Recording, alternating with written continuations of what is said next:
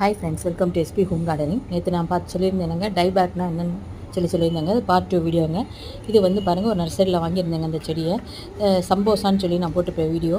அவங்க பாருங்கள், அங்கேருந்து கொடுத்தப்பே அவங்க வந்து தண்ணி நிறையா ஊற்றுனாங்களா இல்லை தண்ணியே இல்லாமல் இருந்ததான்னு தெரில. வந்தோடனே ஃபுல்லாக வந்து டைபேக் கீழேருந்து மேலே வரையும் இப்படி நுணுக்கருகள் ஆயிடுச்சுங்க. இது தாங்க பாருங்கள் டைபேக்குன்றது அர்த்தம்.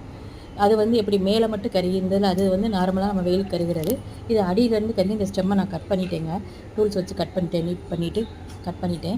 இப்போ வந்து நான் இதுக்கு வந்து சாஃப் அப்ளை பண்ணியிருக்கேங்க. சாஃபில் கொஞ்சம் தண்ணி ஊற்றி, இது வந்து ஒரு பூஞ்சை கொல்லுங்க. எந்தெந்த இடத்துல நம்ம வந்து கட் பண்ணியிருக்கோமோ அப்படி அதை அடியோடு கட் பண்ணிடணுங்க. அது அந்த கருப்பு இருக்குங்க, அந்த கருப்போடு நம்ம எடுத்துட்டோம்னா நம்மளுடைய அந்த தண்டுகளுடைய பச்சைத்தன்மை தெரியும். அதில் நம்ம வந்து சாஃப் வச்சு ஃபுல்லாக அப்ளை பண்ணிடணுங்க. பண்ணிவிட்டு நம்ம நிழலில் தாங்க வைக்கணும். வச்சுட்டு இவங்க எப்படி வராங்கன்னு பார்க்கணுங்க. ஏன்னா வந்து இப்போ மழையும் கொஞ்சம் வருது. இப்போ கொஞ்சம் மழையிலே நனைய விடக்கூடாது, ரொம்ப தண்ணியும் ஊற்றக்கூடாது. கொஞ்சம் நல்லா மண் வந்து ஈரப்பதம்லாம் போகணுங்க.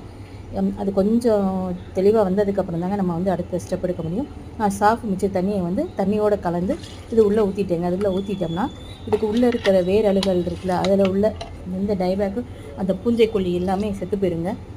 பூஞ்சைகள் எல்லாமே இறந்துடும். அதுக்கப்புறம் நம்ம செடி வந்து கொஞ்சம் ஃப்ரெஷ் ஆகிடும். அது வரையும் நம்ம தண்ணி ஊற்றக்கூடாதுங்க. மண்ணை ட்ரையாக தான் வச்சுருக்கணும். இதே தாங்க டைபேக்கு. அது மாதிரி எல்லோ லீஃப் இருந்தால் எடுத்து விட்டுருங்க. Happy gardening friends. தேங்க்யூ.